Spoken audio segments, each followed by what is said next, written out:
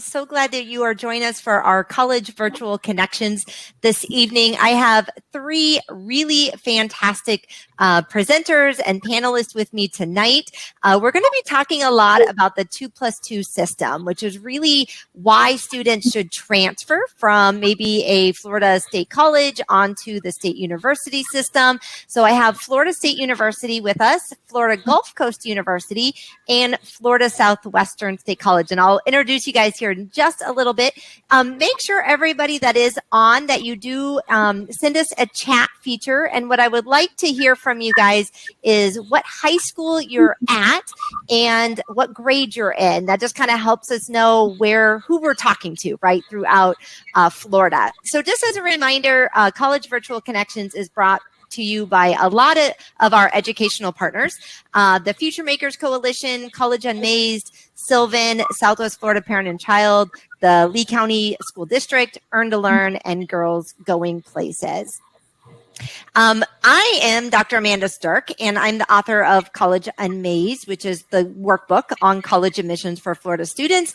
And I'm also the director of dual enrollment out at FSW, which I love that job. And I love talking about college credits and how students can get them for free. Great. I'm seeing a lot of kids coming in. So just as you guys see that chat feature, definitely thank you, and use that chat feature throughout, because this really is going to be just a panel. We don't have a set presentation for any of you. I just have some questions for the panelists. So definitely let us know if you have questions throughout, because we want to answer those questions. So let's talk about Katie first. Katie, say hi and tell us a little bit about yourself and who you're with. Hi, my name is Katie Oyola Guzman. I am one of the transfer counselors for Florida Gulf Coast University. I have been there just over a year, but have gotten to do a lot of really cool, amazing things. Definitely love our transfer students. We are really focused on trying to support transfer students in the transfer process, and we have a big heart for our transfer students. So we're right down the road from, I see a lot of students from, the local area. We're really close by. I'm sure you know where we are.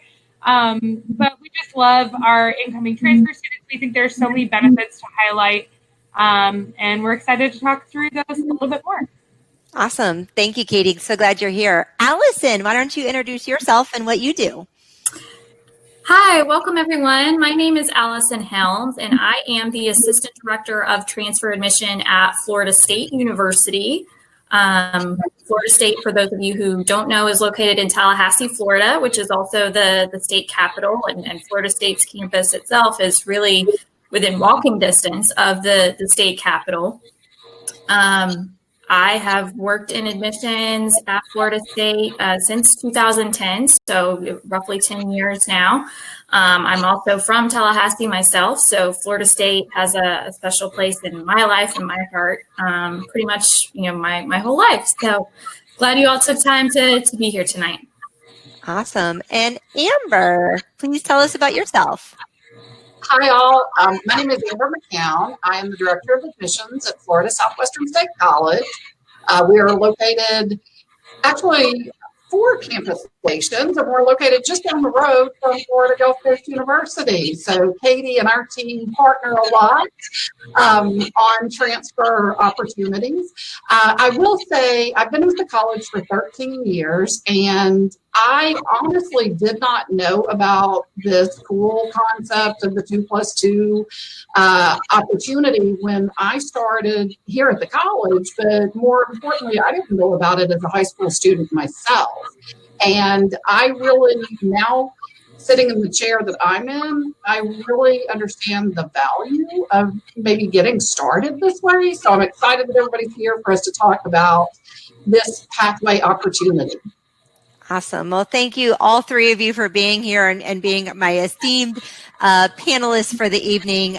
Really excited to pick your brains a little bit and really give some good information.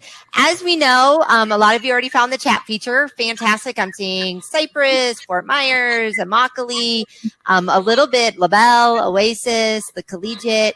So kind of Lorenzo, homeschool. So definitely all over the map. So again, thank you all. And like I said, this one's going to be a little bit less formal, I guess, than some of the other ones where we keep the questions towards the end. So what I'm actually going to do right now is turn off the slide presentation. And really, it's just going to be kind of a meet and greet and just talking about what a transfer student is, what's the 2+2, and kind of how it works. So I just have some questions. And like I said, if you guys have questions throughout, just throw it in the chat features. There's also a private feature too. So if you want to ask one of the panelists a private question, you can send it to them specifically as well. So one of my first questions I have, and I get this a lot as the director of dual enrollment, is a lot of students and parents don't know how degrees work, right? They don't understand how credits work and your first 2 years versus your 4 years. And so can you walk us through, and maybe Amber, this would be a good question for you to start off with. What are some of the different types of majors or different types of college programs that students might need to be aware of? Well, I think a lot of times students are familiar with, and they'll hear about when we talk about associate degrees being 2-year degrees, and bachelor degrees being 4-year degrees, and then there are graduate programs that are beyond that. I think a lot of times students understand that, but they don't necessarily understand how they all work and fit together.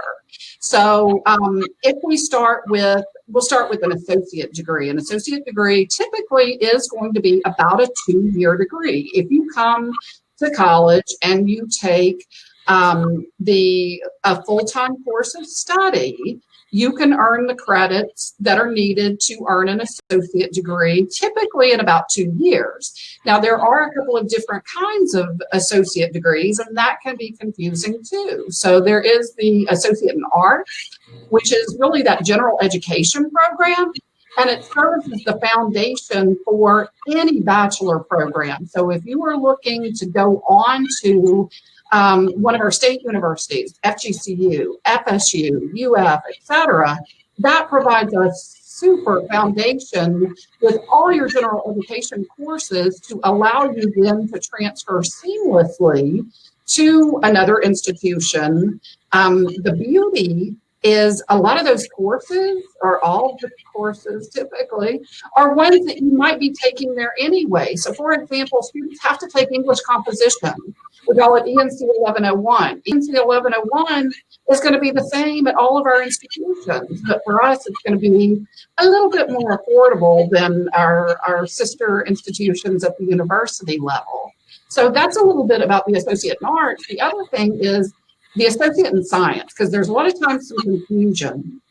So an associate in science is more workforce related, and those are programs that are designed more to prepare you to go immediately into the workforce. So one of the big ones that we see here, we see and hear students being interested in, is the nursing program, for example. So that's a really good example of, you come in, you do a 2-year, maybe a little bit more, because of the number of credits that are required, then that prepares you to immediately go out and earn your RN, become a registered nurse, and then potentially continue your education beyond that. Some other examples are computer technology, emergency medical technician, fire science, business administration, those types of programs.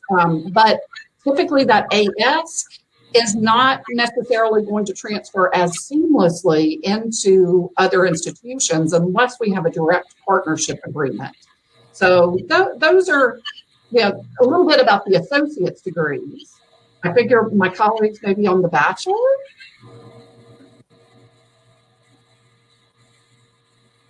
Uh-oh. I think we lost some sound. Sorry. I was trying to make the back noise not so bad. Allison, can you maybe talk about how that AA kind of folds into a bachelor's degree at like FSU? Yeah, absolutely. So the AA degree is equivalent to what we call at Florida State the liberal studies or general education requirements. And that's the set of requirements that students are typically completing during their first 2 years of college, freshman and sophomore year. And it's the set of requirements that all students have to complete regardless of what their major is to ultimately graduate, in 4 years with their bachelor's degree. So included within that, there's a certain number of hours in English and mathematics and science and humanities and other areas that are built into that AA degree. So for students that, complete that AA degree at, one of the state colleges like Florida Southwestern State College and then transition to FSU, they've already got those requirements met. So they can go right into the upper division, junior, senior level courses that are required for their major. So it really does, make for a smooth transition because you're leaving one institution after you've completed all the general education courses, and then your main focus at FSU is the courses that are specifically required for your major. Okay. And Katie, I know you said you did a lot of advising for transfer students. That's kind of your job, right? And you work with them.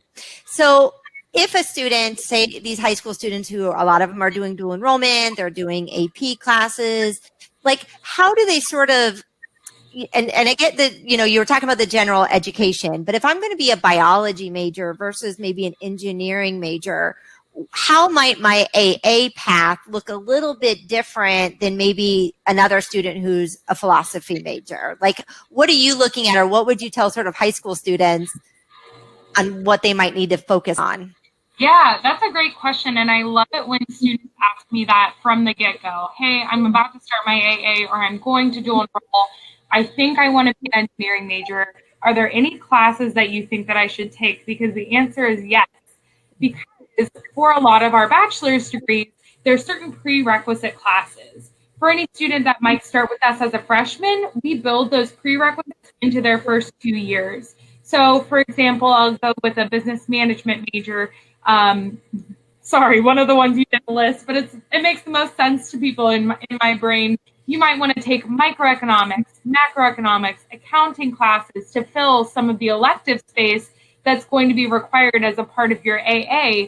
But at the same time, you're filling your classes for your AA with classes that are going to set you up right to begin with your year 3 when you start with us for your bachelor's degree. So you're not going to get stuck behind. So those prerequisite classes are going to differ depending on the major that you're choosing to pursue. So if you're wanting to go a biology route, you're going to take a lot more of those science classes with the labs. You're going to take biology 1 with a lab, biology 2 with a lab, all of those super extensive science classes, versus if you're going to go into criminal justice, you might take introduction to criminal justice, completely different classes. For us specifically, for most of our programs, if you want to begin with us and you haven't completed those prerequisites, we're not going to say, sorry, it's too late. You can still take them with us, but it just sets you up for success so that when you transfer, you know that you're picking up your classes with everyone else who's in their junior year or what be it when you transfer. So I love it when students ask those questions from the get-go, because I know that I can set them up for success, especially with a major like engineering. And is hard. You have to take a lot of math classes. And if you can get started on those, your very first semester dual enroll, you're going to be set up for success when you're ready to begin with us at FGCU. So I'm all in support. I'll give you all of the information you want if you ask the questions. So Amber, what would you suggest? So I completely agree with you, Katie. And even every time I talk and I do videos for dual enrollment, I'm like, you have to know kind of those, I don't want to say generic classes, but Comp 1 is Comp 1. Everyone takes Comp 1. If you're an AA or a BS student, you got to take Comp 1. But the math will differ and the science will differ. And so, Amber, what would be your suggestion in working with a student that really doesn't quite know what they want to take or what I want? I don't know what I want to be when I grow up. I keep changing my mind, right? Ballerina didn't work out for me. So, but what would you maybe suggest, like some kids take certain math, science. What if a kid doesn't know? Then how would like an AA maybe allow them to explore, do something different? I think that's a great question. And I think that's one of the things that I love the most about the AA program is it does provide that flexibility for a student to maybe kind of dabble in some different classes. We have on our website the general education core. So there are certain courses that are required. So for example, there are, 36 required credit hours and then 24 elective. Am I saying that correctly?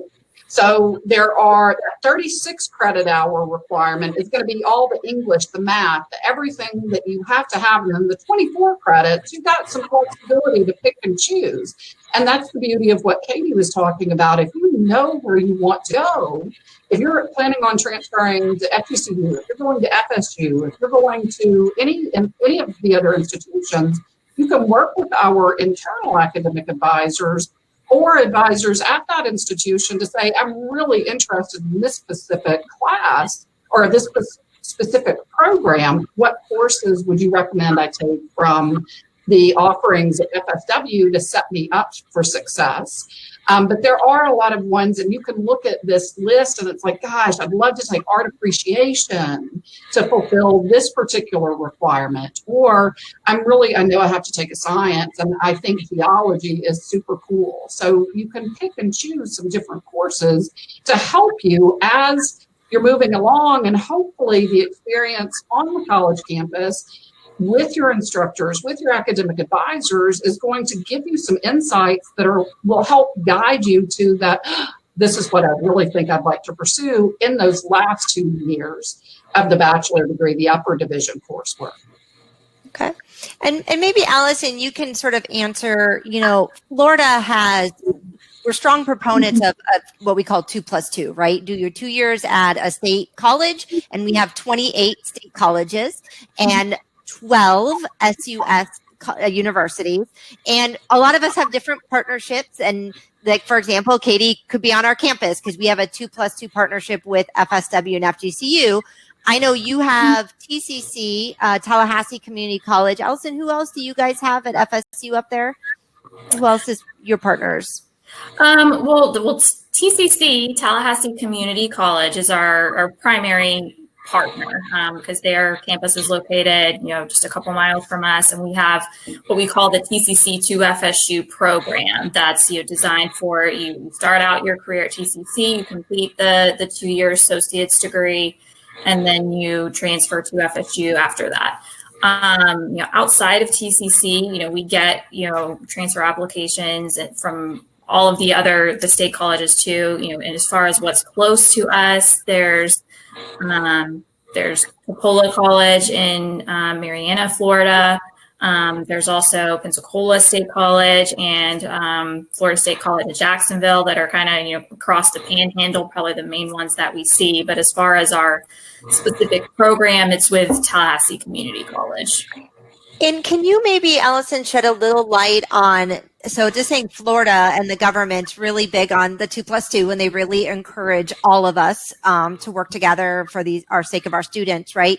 But I know there's a state law, right, about if you have an AA or a transfer, how does that work? Because I know I get a lot of questions about that. If I have a transfer AA, can I go anywhere? What does that look like? So if I have an AA from, say, FSW, what would that look like maybe going up to FSU? Yeah, that's a really good question. And we get that question a lot too. So, a lot of students now, are doing lots of dual enrollment classes during high school, which is fantastic. And we encourage students to take advantage of those opportunities. And there are some students who are even, graduating from high school and earning that AA degree at the same time.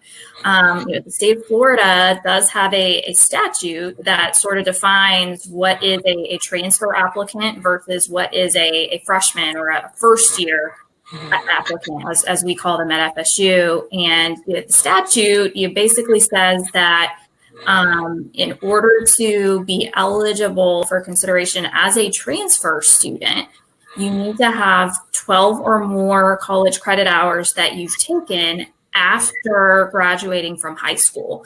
And that after graduating high school is really the key component. So, if you are graduating from high school with your AA degree and you're looking to you start at a four-year university immediately after, graduating from high school, then you would be applying as a first year or a freshman student, not a transfer student. Now, if you were to, take a semester of college after graduating high school, at least 12 hours, then you could apply as a transfer student. So we do see that a good bit. Another thing that we'll see is sometimes students will maybe not finish, the AA when they're graduating from high school, but they may be close. They may end up with 30 or 45 credit hours of dual enrollment. So you may only have one more semester left before you can get the AA degree. So sometimes we'll see that, rather than going immediately to a four-year university after high school, they'll stay at that community college where they get their enrollment for one term, finish out that AA degree, and then look to transfer after that. So both really great options, but just know that if you are looking to start at FSU, for instance, right after high school, and you are graduating high school with the AA, you'd apply as a first-year student initially. Great. And maybe, Katie, because I know you do a lot with like our collegiate programs, and you guys do the same thing where if you have an AA and you're graduating high school, you're considered an what we call FTIC, first time in college student. Why might a student who has 40 dual enrollment or AICE or IB credits, why might they want to maybe be a transfer student versus going in as an FTIC? What would be sort of your thoughts on that?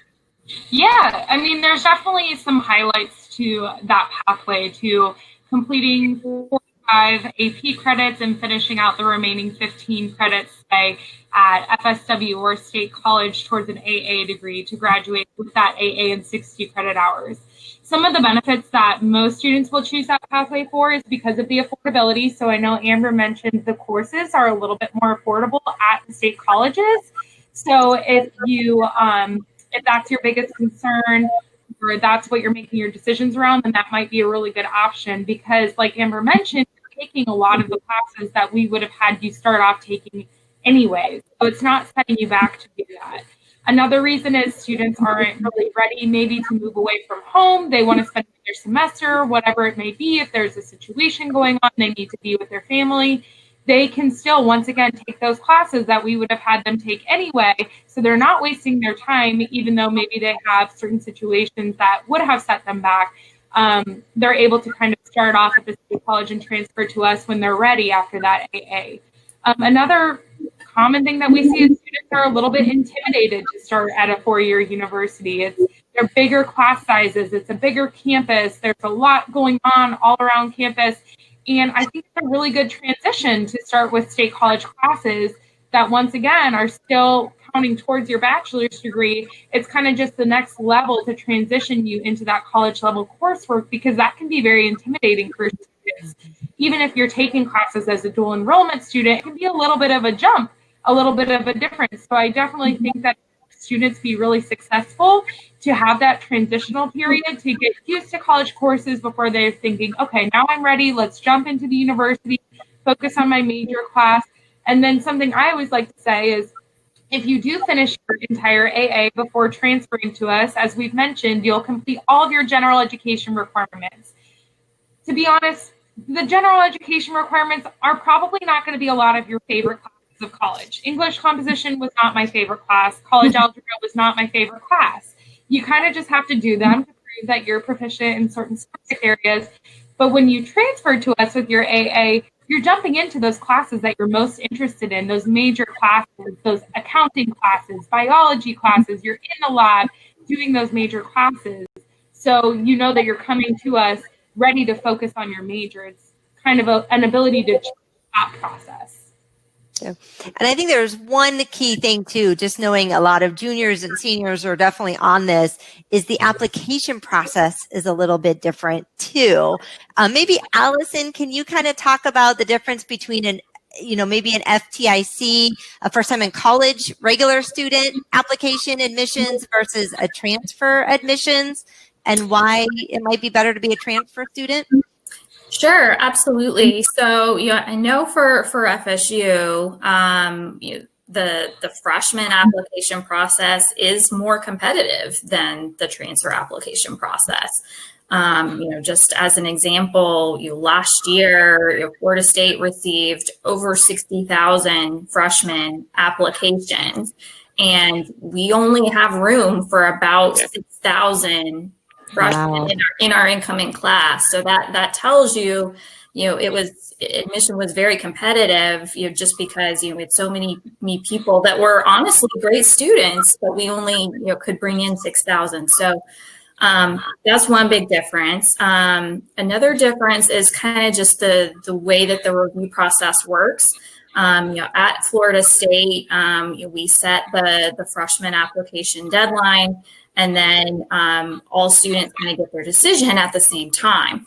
At the transfer level, we do what's called rolling admission, which means that there's not one set day where we send out all of our transfer decisions. We are reviewing the transfer applications as we go along, and we will send you your admission decision as soon as the review for your specific application is complete. So, for us, typically, transfer students, once they apply and submit all of their transcripts and documents to us, we can get them a decision roughly 6 to 8 weeks after that. And so, that gives you the advantage of, if you apply early, you can get your decision early, and that gives you more time to do things like apply for housing and attend one of the early orientations so that you're among the first students to register for classes. One other difference for our first year application at FSU, we do require an essay. An essay is not required for our transfer application. With our freshman application, we also do a self-reported test scores and self-reported high school grades. There's what we call the STAR, the self-reported student academic record. That's basically a self-reported high school transcript that, if you're applying as a first-year student, we will ask you to fill that out. You basically go through, list all of your high school classes and grades and submit that to us, and then your self-reported test scores, and we review based on that information. The transfer level, we don't require the self-reported documents. We just ask you to send, official test scores and an official transcript. One other difference for us, if you are applying as a junior level transfer student, meaning you have 60 or more college credit hours, you're not required to submit SAT or ACT scores. So I know that's a big one. That's the one I was reading for.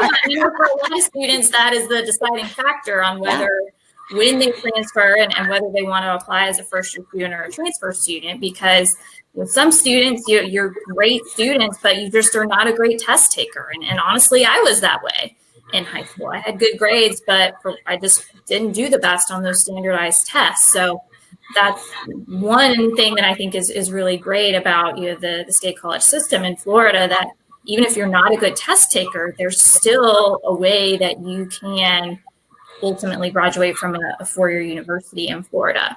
So. No, I think, and that was the big thing, because I think I see a lot of kids that are really good kids. They just might not be getting those top scores like you were talking about, as a normal FTIC first time in college student. But as a transfer student, it's not a focus on ACT, SAT. It's, do you have your prerequisites met, and did you do well in your courses at college? Not at what you did in high school, but at college were you successful and really did well. Yeah, exactly. And that's, the other thing about transfer admission that is different from freshman for us is that at the transfer level, like you mentioned, you also have to have the prerequisites for your intended major. So, as when you're applying as a first year student, you do pick a major on your freshman application, but the major that you pick doesn't really have much influence on the decision. At the transfer level, it does. So, I know math is kind of a key area that kind of trips students up sometimes. Certain majors require a certain level of math. For example, if you want to be a business major, you have to have college algebra. You can't have just the basic MGF 1106, MGF 1107 college mathematics. So it's just being aware as a transfer student of what those specific requirements for your major might be. Great. And I'm going to go to some of the questions. I know I see your questions all coming in, and we're just having such a great conversation. And I know, Amber, one of the questions was about 60 credits in an AA degree. That's a degree, right? You get an actual degree, an actual transcript, and it kind of goes as a package. Can you kind of talk about it as a package and how that looks moving forward? So students come in, and I see some students, it appears, who are already doing dual enrollment credit. So the Associate in Arts degree is a 60 credit hour degree. The typical college class is a 3 credit hour class. So that's roughly 20 courses that the student would be earning, as long as they're doing them in the right combination. So I ended up, for example, I was taking classes all over the board and had more credits than I really needed because I wasn't working with these great advisors and folks who are out there. But the beauty to me, and what I did not understand back in my college days, was, as you said, Dr. Sherk, that you are earning a degree. So, when you leave here, you have a credential that goes with you, and nobody can take that away from you, which is really, really cool. And then that lays the foundation then for that continued on, to the upper division courses. So most of the classes that students would be taking with us are what's called lower division, the 1,000 and 2,000 level courses that then are packaged. You earn the degree and then go on to take your upper division 3,000 and 4,000 level courses at the university system.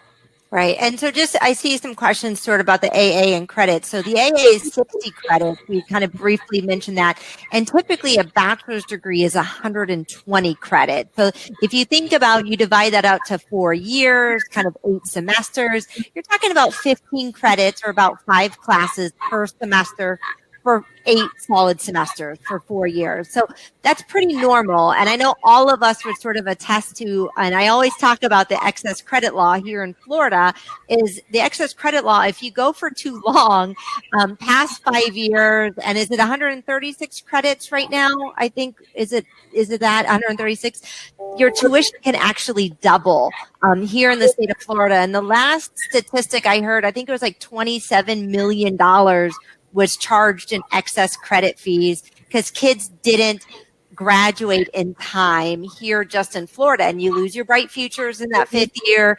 Financial aid is more difficult. There's a lot of things that 5th year is really costly. So part of the AA is if you can kind of, Katie, you had talked about that. If you can get those lower level courses, the biologies, the intro classes, and sort of get that going, you're going to be more successful when you transfer, hopefully, because you're on that path. You have some prerequisites done. So this one question was, I'm going to be a certified public accounting. What classes I should take it for my AA? Well, that would be your intro classes, intro to accounting. You got business, there's marketing, accounting 1, accounting 2 would be typical classes. Now, Katie, maybe you can talk about, so I have a lot of DE students here. For example, this Robert says, I want to be an accountant, right? Which you need a 4-year degree to be an accountant.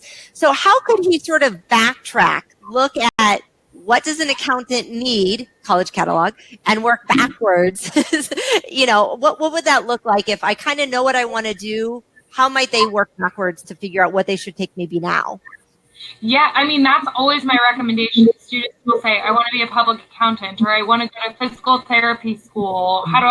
You can't really jump straight from high school to physical therapy school. That's like a doctoral level program. You can't really jump from high school to master's level. You have to kind of follow the steps in order.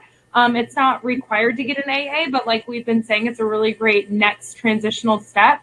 But you would first want to work towards your bachelor's degree. So if you want to be a certified public accountant, then accounting would be a really great bachelor's degree for you. So then we actually have all of our curriculum maps for each of our majors posted on our website. They're listing all of the courses that are included in that bachelor's degree. I send them out to every student that contacts me because it lists all of the prerequisites highlighted in yellow. So you can look, okay, I have one elective that I'm trying to take this semester. I have 2 electives that I'm trying to take next semester. Let me go ahead and take microeconomics this semester. Let me take macroeconomics and introduction to statistics next semester, so that you see yourself kind of checking those prerequisites off, so that once you transfer to us and you're in those upper level accounting classes, one, you already have the foundation, so it's not super shocking that you're taking these higher level classes because you've completed the prereqs, so you're prepared for them essentially. But 2, so that if you do want to go ahead and get your master's in accounting, you can transition directly into that program. So it really just creates smoother, more seamless pathways towards your goals. But I love our curriculum maps for any major that you're interested in. If you went to our website, it would show you the curriculum map listing course by course exactly what's required. And you can kind of look at what you're doing as a dual enrolled student and check those courses off, because you're getting credit for those already. Mm-hmm. And even if you're an AP, AICE, IB, it's the same thing. And it's nice. We sort of mentioned a little bit about Comp 1 being Comp 1 with us at FSW and FGCU. The thing is, we have state law that sort of protects your credits. If we have something called a common course numbering system. So all of our courses have the same numbers to the most extent. So especially those AA courses. So it's easy to say, okay, what can I do for high school? I need government for high school, so I'll take POS 2041, economics. But then you can also look at any AP, ACE credits and see how does that transfer. And then I would look at, say, FSU's or FGCU or UFs or wherever you want to go and look at your college catalog and say, these are the classes I need. Now, how does it all line up? It's not as difficult as you think. I know it's complicated, but college catalog, we have one. FSU, FGCU, both you, everybody has a college catalog. Use it and start determining, because I think if anything in this presentation is learning that you can sort of self-advocate and start putting the pieces together yourself, right? Ryan had a question about, so I'm not allowed to transfer. If I graduate high school with my AA, I can't transfer to FSU immediately after graduation. No. You have to have 12 credits after high school, then you are technically a transfer. Otherwise, you're a normal FTIC, normal first time in college student. So if you're applying right now, do not apply as a transfer student. You're applying as a first time in college. So you're with that other 60,000 students. So if you can wait a semester, finish up, take a few classes, it's a whole different application process, as Allison was saying. All right, let's see. CLEP exams, yes, CLEP exams go towards, again, there's a great document. I'll write it to everybody. It's called the Credit by Examination. It's by the Florida Department of Education. Equivalencies, right? Credit by examinations, equivalencies.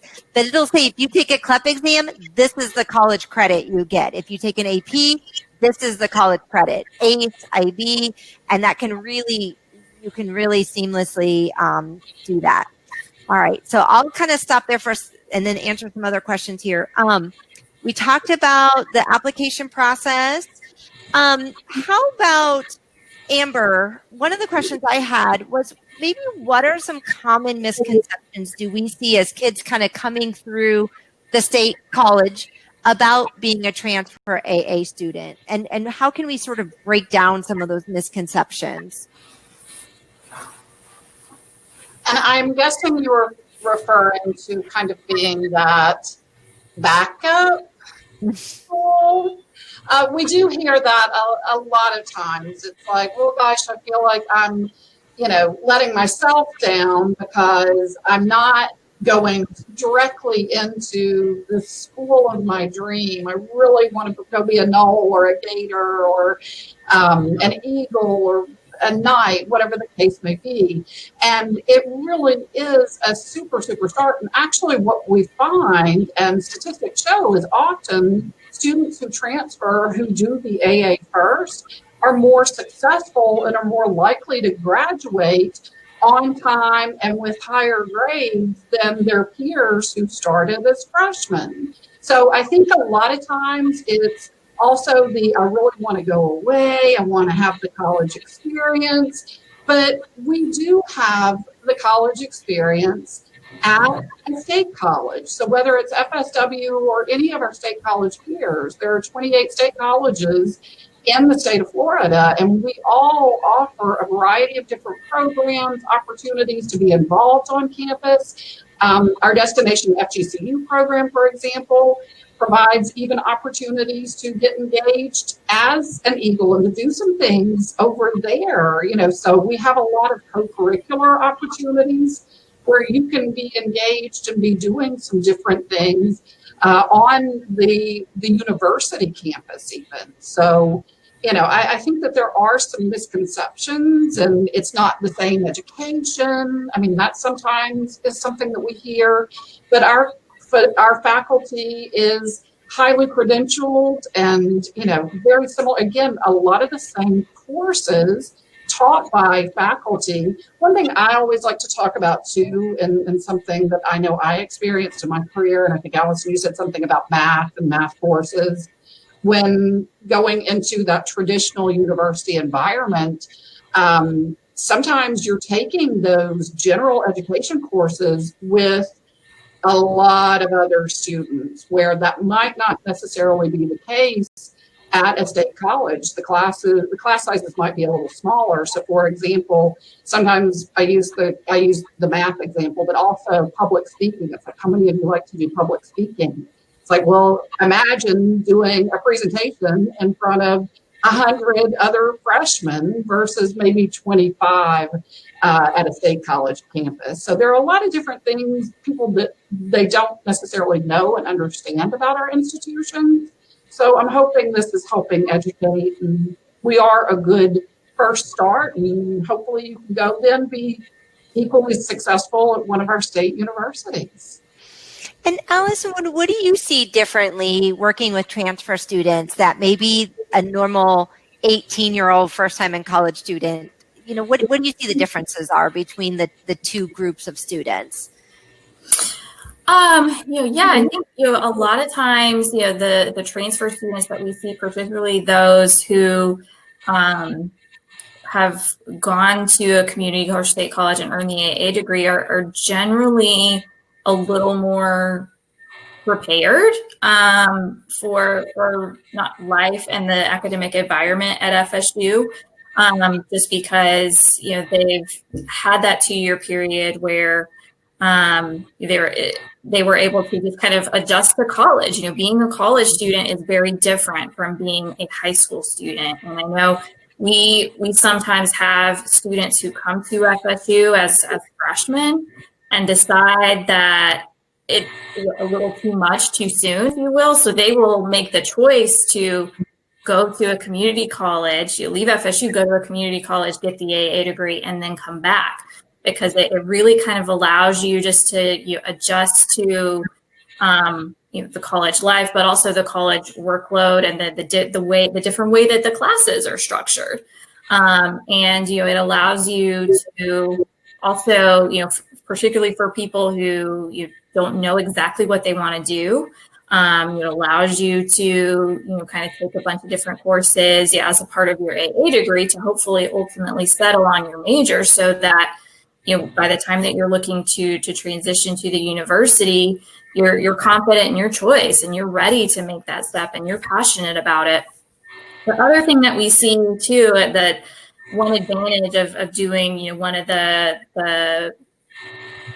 campus partnerships, like we have one with TCC, and I know FGCU and Florida SouthWestern have one. The advantage to doing something like that is if you're in, when you're at the community colleges, you're in classes with lots of other students who are working toward the same goal as you. So they're working toward getting to FSU or FGCU.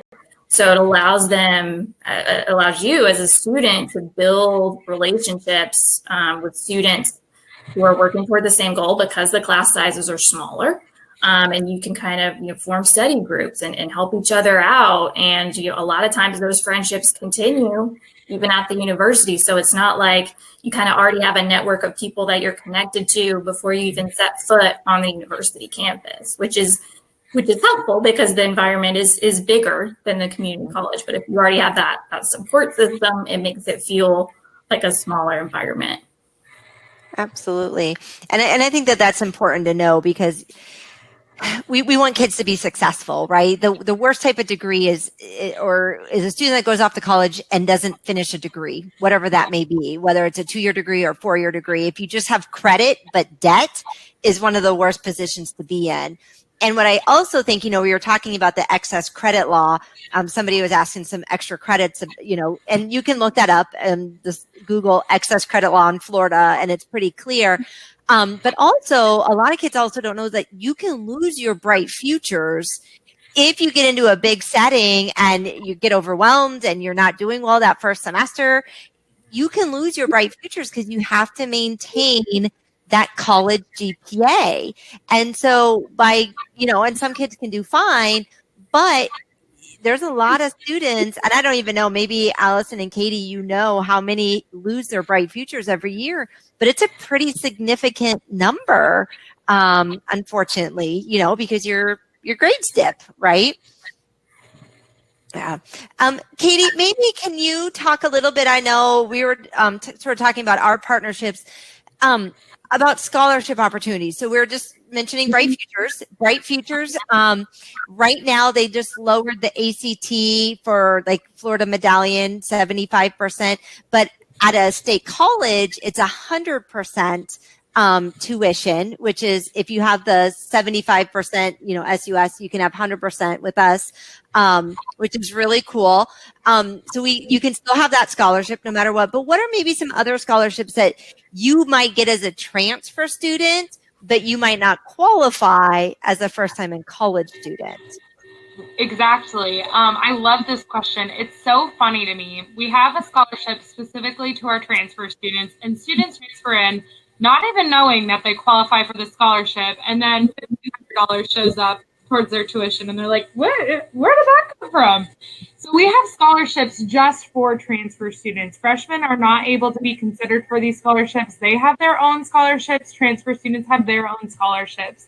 So if you are a high achieving student in your AA, maybe for whatever reason you decided to continue on, if it's a scholarship, sometimes that's motivation enough. But if you graduate your AA degree with at least a 3.5 from a state college, you are given our Eagle Transfer Gold Scholarship. This scholarship covers $3,000 a year. That is half of our tuition, and students don't even know that they qualify for it. So I just think that that's something really incredible that I try to make sure, every student, whether they're just beginning their AA, if they have their eyes on that 3.5 GPA prize, you'll get the $3,000. It's not competitive. It will be given to you. And that scholarship is a merit-based scholarship through our admissions office. So that stacks with Bright Futures. That stacks with what if you have Florida prepaid. They can all be combined together with anything from financial aid, FAFSA. And then we have institutional scholarships as well, called our foundation scholarships, that each of our donors have created their own scholarships that you can apply for. And you could be walking away making money out of college just because, you've been really focused and been high achieving and transferred with an AA degree and a 3.5 GPA. So, we have it posted everywhere, but I just think students don't always say, let me look up transfer scholarships, because there's not a ton of institutions that have transfer specific scholarships. But for us, we love to use that as motivation for our transfer students. Stay the course, study hard, keep your habits strong, and reach that 3.5, because it will literally pay off. So. Great. Allison or Amber, do you want to add anything about scholarships and how that sort of works as a transfer student?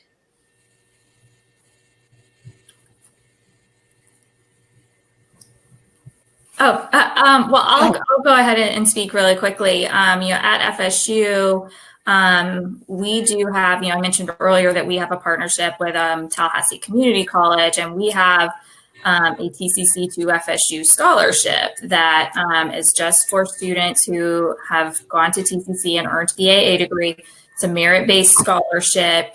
And so we work with our colleagues in the TCC to FSU program at TCC to award those to transfer students each semester. So that's the primary one that we have. Great. And I know, Amber, we have tons of scholarships at FSW. We have specifically students that have been dual enrollment before. We have kids that are, all different types as well to reduce that cost as well.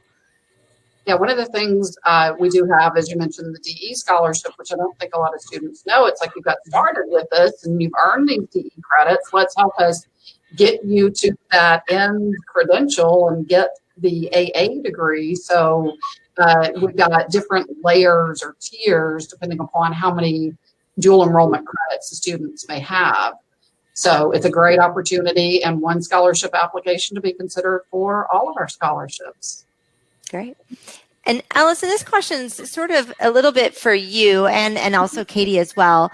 Do universities look at FTIC students, first time in college students, that have been awarded an AA degree differently than a normal FTIC? So if a student has done sort of these 60 credits or close to 60 credits, how does that maybe look into the admission side? I know that's neither one of you are first time in college admission reps, but can you maybe, I'm seeing a lot of questions on that. Like, I have 36 credits. What do I do? Or I have 60 credits. Does that not mean I'm going to be a transfer? So maybe Allison, do you want to start? What does dual enrollment or having these advanced classes do for you in traditional admissions? Yeah, so if you're applying as a first-year student, for Florida State, one of the things that we consider in our holistic review is, the rigor of your curriculum. Have you taken advantage of your opportunities to take dual enrollment courses, AP or IB or AICE courses? And as we're doing our GPA calculation, you do actually get a boost to the GPA if you have those advanced level classes. And so that is definitely a factor. The percentage or number of dual enrollment or AP or IB classes that you have in high school is definitely a boost and will make you a more competitive applicant as a first year student. Having the AA degree in particular it certainly doesn't hurt your chances of being admitted as a first year student. You don't necessarily get priority consideration as a first year student because you have the AA degree. But again, it's definitely not looked at as a negative thing in first year admission. And like I said, normally those students are really strong applicants in terms of GPA because they have so many of those dual enrollment courses, and then they've got that extra weight in their GPA because of that. So it's definitely a factor that we consider, in our freshman review process. I guess one common misconception that we see sometimes is that, well, I've graduated high school with my AA, so I don't have to have as competitive of a test score as a first year applicant. And that's not necessarily the case for us. We are still looking for a competitive test score as a first year student, even if you are graduating high school with the AA degree. Do you want to add anything, Katie? Yeah, the other thing that I definitely think is so beneficial towards being a dual enrollment student is that they're classes that you're not going to have to take again. You're getting your transfer credits for them. So like we said, English composition, you finish that class, you're not going to have to begin with us and take it again. So you're really just getting a head start on some of those basic core classes, and you're setting yourself up for success because in my own personal example, I didn't actually have to take any college level math when I got to college because I had completed it before I got there. So I got to jump straight into my business classes. And even then, I was able to graduate with a bachelor's degree early, but I still had bright futures left. So I could continue on and finish a master's degree within 4 years, paying virtually nothing just because I took classes as a dual enrollment student. I'm not saying this to show off or anything, but there's a lot of opportunities that will be afforded to you just because you challenged yourself in high school and you were willing to kind of be proactive and be motivated. So it really will pay off. It's kind of hard to think about because you're just trying to think about the first step of college. You know, it's hard to think about a master's and then, gosh, I have to graduate and get a job. You know, take it step by step, but it just opens up more opportunities for you. The fact that you're coming in with college credits, whether it be AP, AICE, dual enrollment, they're all under your belt, going to count for something. So it's only beneficial for you. But I mean, similar to FSU's policy, it's showing that you're challenging yourself. So it's showing that you're putting yourself, not just taking the easiest classes available, and it boosts your GPA. So that certainly helps. And all of that is taken into consideration when you're applying as a freshman. And I think you really, Katie, answered some of the questions some of these students were having, because what they found with the Florida college system is kids that have like dual enrollment credit, they graduate sooner than their non-DE peers. So typically it's 1.4 years sooner, usually about 3.2 years. But if you come in as a first time in college student, even if you have 50 credits or 60 credits, you still have 4 years if you want. Most kids don't do that unless you're really double majoring. But what I tell students, if you're really competitive in terms of you're going to go to graduate school, you're going to go be an MD doctor, you don't really want to graduate FSU at 20, right? Because you don't have the experience yet. So you might do more internships, you might do study abroad opportunities, you might double major in public health and psychology. You know, you can do different things because now you sort of have this flexibility. And I think, Katie, you touched on the great point is if you graduate early and have bright futures, some of those credits, they come in at an undergraduate rate, but it can go towards your graduate program if you stay in state. That's a huge deal. And so if you could kind of keep rolling, I mean, you really could have a path. And just a question, maybe Allison, for you, if a student comes in as a transfer, how long do they have to complete?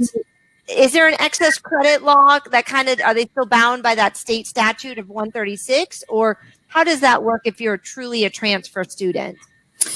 Yes. So your transfer students, if for the most part, are still subject to the state's excess credit hour law. And I think, you know, the threshold or the mark where they have to start paying that extra tuition is the same for most majors. Now, last I heard, you know, our registrar's office handles the excess credit, so I don't deal with it directly. But my understanding is that dual enrollment credit and AP, IB, AICE credit hours are excluded from counting against you toward that excess credit hour threshold.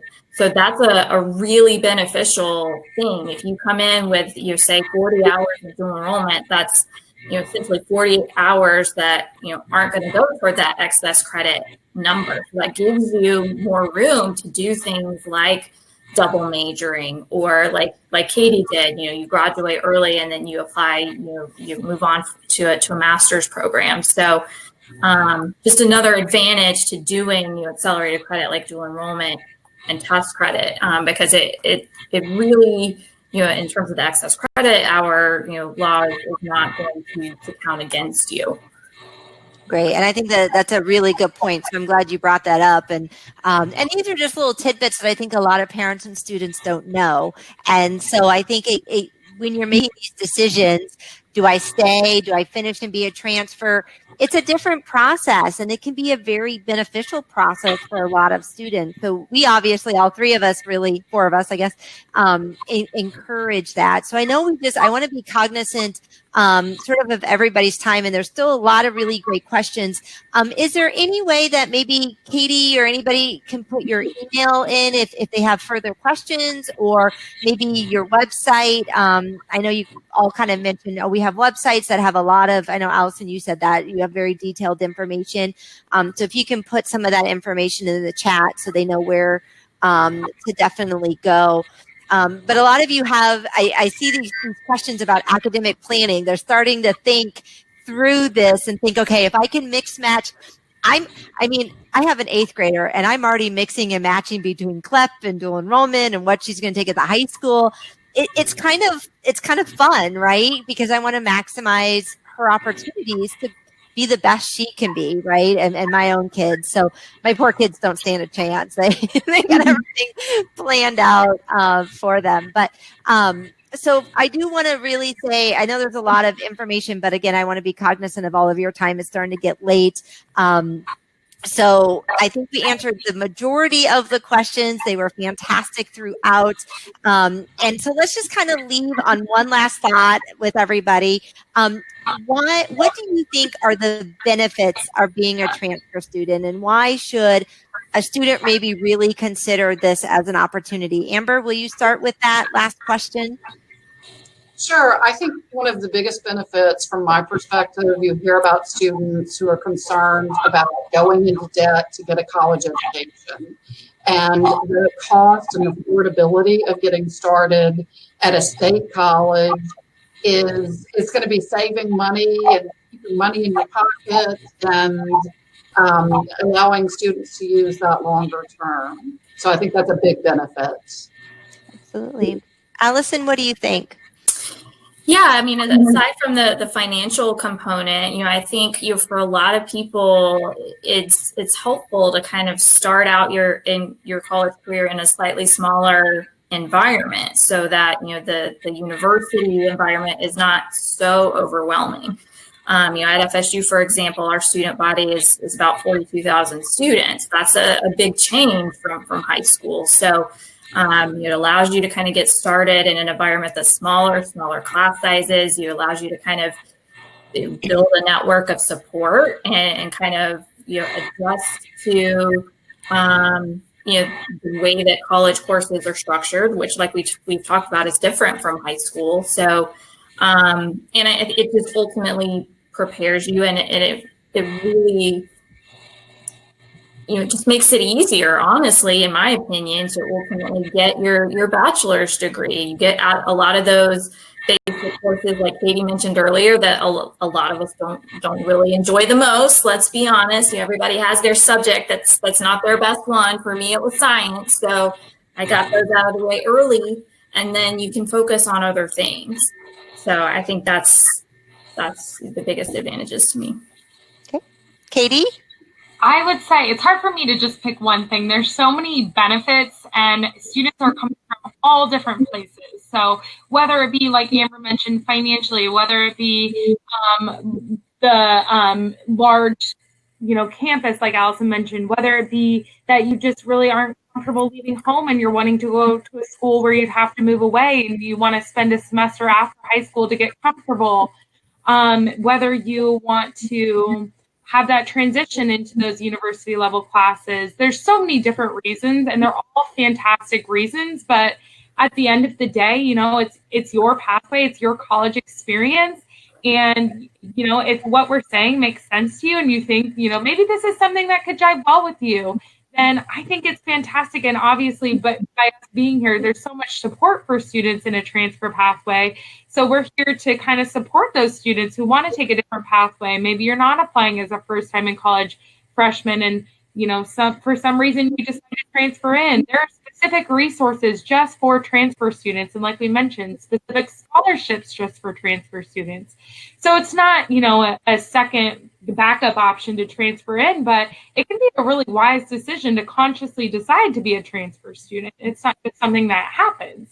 So I pointed out a lot of really great benefits that might perk your ears to this option. Well, and I even think there's a lot of still uncertainty with, especially if you're a senior, about next year and what's that going to look like. And, if you're taking online classes anyways, might as well take them at half the cost and then be able to sort of go off in a year or so. But, so that's, I think in today's day and age, 2020, it's something to really be considerate of as well. So, that definitely has changed how we all look at education, right? And what that does. So Again, ladies, thank you so much for being on tonight. I think this was a fantastic webinar and presentation from all of you, and I really do appreciate all of your time. Just so for the people finishing up listening here, we had over about 30, 35 people kind of in and out all night, which was fantastic. Next time in 2 weeks, we'll be talking about scholarships. So we have Melena Moat with the Southwest Florida Community Foundation will be on, Earn to Learn and Girls Going Places are all going to be on talking about local scholarships and kind of how to apply. And then the last one will be award letters and financial aid and like how to read an award letter, loans, grants. So those are the last two that we're going to be doing in this series. Thank you everybody for joining us tonight, and have a great night, and we will all connect soon. Take care. Thank you, everybody. Thank you. Thank you.